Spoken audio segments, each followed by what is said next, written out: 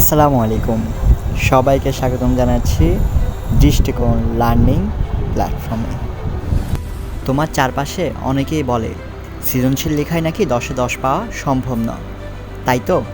কিন্তু কখনো কি ভেবেছ আসলে কেন এমনটা বলা হয়? আর সেটা কি একেবারেই অসম্ভব? আজকের ভিডিওতে আমরা জানব সত্যিই কি সৃজনশীল লেখায় পুরো নাম্বার পাওয়া যায় কিনা, আর যদি যায় তাহলে সেটা কিভাবে সম্ভব। সৃজনশীলে 10-এ 10 পাওয়ার জন্য অবশ্যই আমাদের সৃজনশীলের বেসিকটা জানতে হবে, যেটা হচ্ছে সৃজনশীল মূলত 4টা নির্দেশক থাকে, অর্থাৎ 4টা অংশ থাকে। ক নাম্বারে থাকে জ্ঞানমূলক, যেটা ছিল 1 নাম্বারে। খতে হচ্ছে অনুধাবনমূলক 2 নম্বরে। গতে হচ্ছে প্রয়োগমূলক 3 নম্বরে।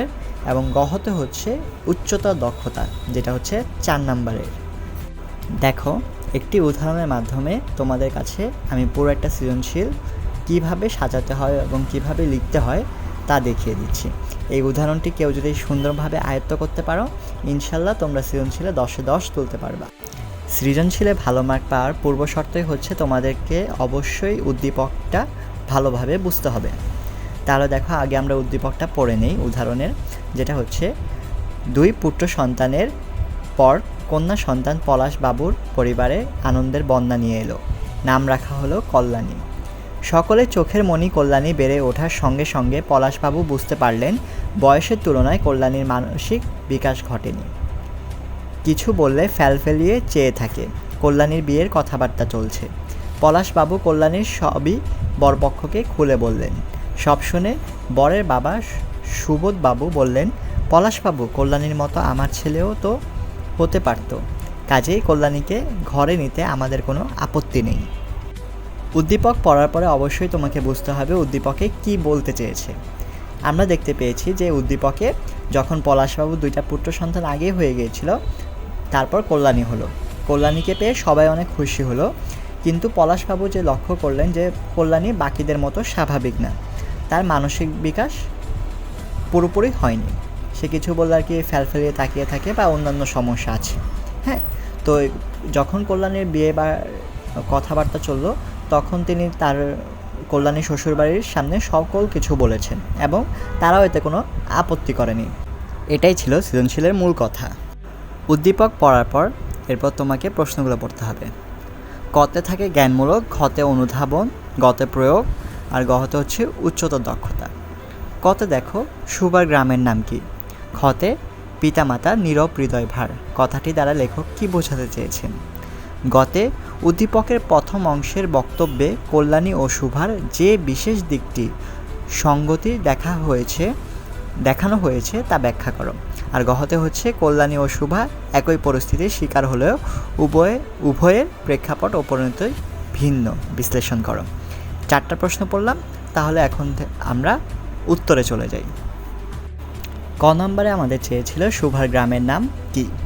এটা কিন্তু একটা জ্ঞানমূলক প্রশ্ন এবং সব সৃজনশীলে ক নাম্বারটা থাকবে জ্ঞানমূলক। এইটা আমরা সর্বোচ্চ 1 লাইনেই লেখার চেষ্টা করব, এর বেশি লেখার দরকার নেই। হ্যাঁ, তাহলে সুভার গ্রামের নাম ছিল চন্দ্রীপুর।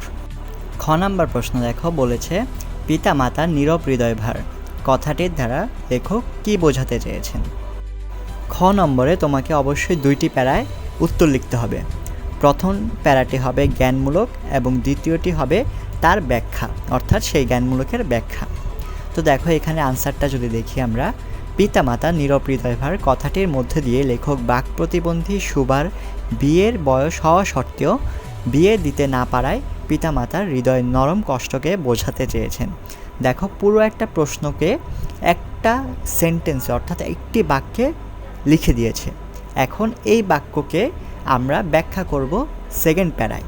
দেখো, সুভা বাণীকণ্ঠের ছোট মেয়ে, সে কথা বলতে পারে না।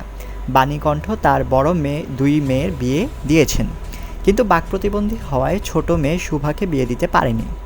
তাই সুভার ভবিষ্যৎ নিয়ে বাণীকণ্ঠ এবং তার স্ত্রী উভয় চিন্তিত। সন্তানের ভবিষ্যৎ চিন্তা করে তাদের হৃদয়ে নীরব কষ্ট সৃষ্টি হয়। লেখক সেই কষ্টকে বলেছেন পিতামাতার নীরব হৃদয়ভার। এখানে দেখো, আমরা কিন্তু অনুধাবনে প্রথমেই 1 লাইনে পুরো আনসারটা দিয়ে দিয়েছি। পরের প্যারায় সেই যে জ্ঞানমূলকটা লিখলাম, এইটার ব্যাখ্যা করেছি, মানে একটু বড় করে বুঝিয়ে লিখেছি। তাহলে অনুধাবন বোঝা গেল। অনুধাবন হচ্ছে 2টা প্যারা হয়, প্রথমটা হচ্ছে জ্ঞানমূলক পার্ট, দ্বিতীয়টা হচ্ছে ব্যাখ্যামূলক পার্ট। তারপর প্রশ্ন দেখো, উদ্দীপকের প্রথম অংশের বক্তব্যে কল্যাণী ও শুভার যে বিশেষ দিকটি সংহতি দেখানো হয়েছে তা ব্যাখ্যা করো। মানে কি মিল দেখানো হয়েছে সেটা ব্যাখ্যা করতে বলছে।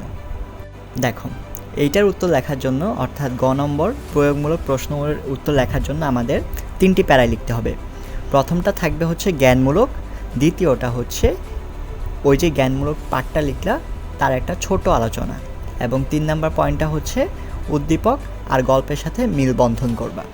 এখানে অনেকে কি করে যে এই যে অনুধাবনমূলক যে অংশটা অর্থাৎ সেকেন্ড প্যারাটা বই বা উদ্দীপকের কিছু একটা নিয়ে লেখে, এটা কিন্তু ঠিক না। এটা কি লিখতে হবে, এটা বই আর উদ্দীপকের বাইরে গিয়ে ওই যে সাধারণ একটা টপিক যে আছে 2টার মধ্যে মিল, সেইটা নিয়ে আলোচনা করতে হবে। এটার উত্তর দেখলেই আমরা বুঝতে পারবো।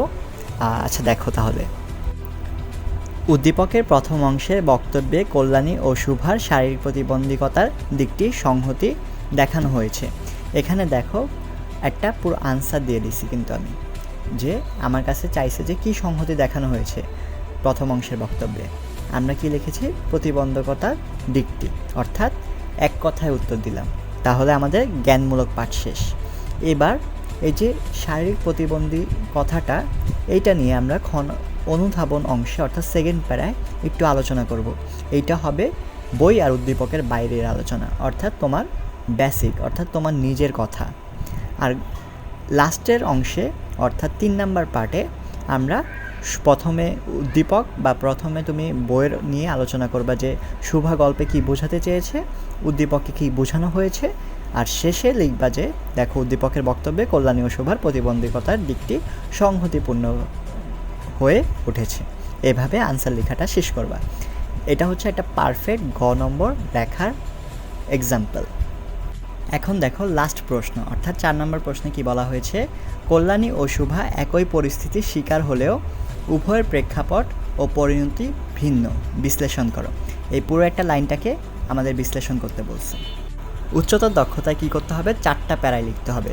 প্রথমটা জ্ঞানমূলক, তারপরটা অনুধাবনমূলক, তারপরেরটা হচ্ছে উদ্দীপক আর গল্প নিয়ে, আর লাস্টেরটা হবে তোমার ভাব বা তোমার একটা মতামত, অথবা উপরে যে আলোচনা করলা তা নিয়ে একটা ওই যে উপসংহার লেখো না রচনায়, সেই রকম একটা উপসংহার দেওয়া লাগবে। এই 4টা প্যারায় তোমাকে উচ্চতর দক্ষতা লিখতে হবে। আমরা যদি একটু দেখি তাহলে খেয়াল করো, জ্ঞানমূলকে বলা আছে কল্যাণী ও শুভা একই পরিস্থিতির শিকার হলেও উভয়ের প্রেক্ষাপট ও পরিণত ভিন্ন, মন্তব্যটি যথার্থ। আমরা এখানে তার মন্তব্যকে অর্থাৎ প্রশ্নের মন্তব্যকে সমর্থন করলাম। তারপর উদ্দীপক আর তোমার হচ্ছে গল্পের মধ্যে একটা কমন টপিক ছিল যেটা হচ্ছে প্রতিবন্ধকতা নিয়ে, সেটা নিয়ে আমরা ব্যাখ্যামূলক একটু 2-3টা লাইন লিখব। তারপর লিখব কেন 2টা গল্প আমাদের পুরোপুরি সেম না বা পরিণতি সেম না। কল্যাণীর ক্ষেত্রে পরিণতি ভালো হয়েছে কিন্তু শুভার ক্ষেত্রে সেটা হয়নি, এটাই আমরা লিখব।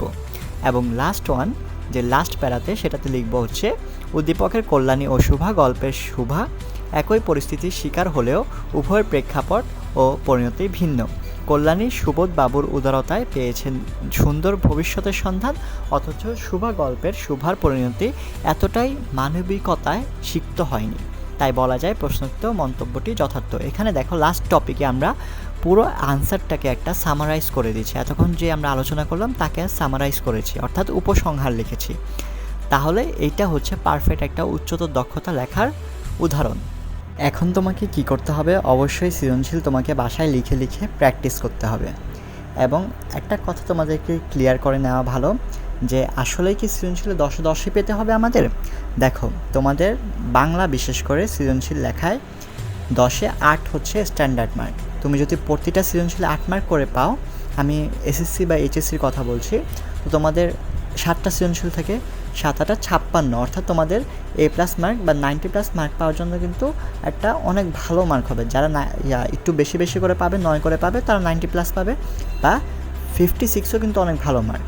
তো এটা ভেবো না যে আমি এইভাবে লিখলেই 10-এ 10 পাবো। অনেক টিচারের দৃষ্টিকোণ থাকতে পারে আলাদা, সে হয়তো 9 দিতে পারে, 8 দিতে পারে, কিন্তু এমনভাবে নিয়ম অনুসারে লিখলে, হাতের লেখা ভালো করে লিখলে তোমাদের ইনশাল্লাহ কেউ 8-এর নিচে দিবে না।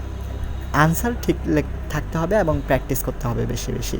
তাহলে আশা করি তোমরা সৃজনশীলটা বুঝতে পেরেছো এবং কী সমস্যা হবে তোমাদের বা যদি হয় প্র্যাকটিসের সময় অবশ্যই কমেন্ট সেকশনে জানাবে। আমি ইনশাল্লাহ সেটা সলভ করার চেষ্টা করব। নেক্সট কোন টপিকে ভিডিও দেখতে চাও অবশ্যই জানাবে। Thanks for watching. আসসালামু আলাইকুম।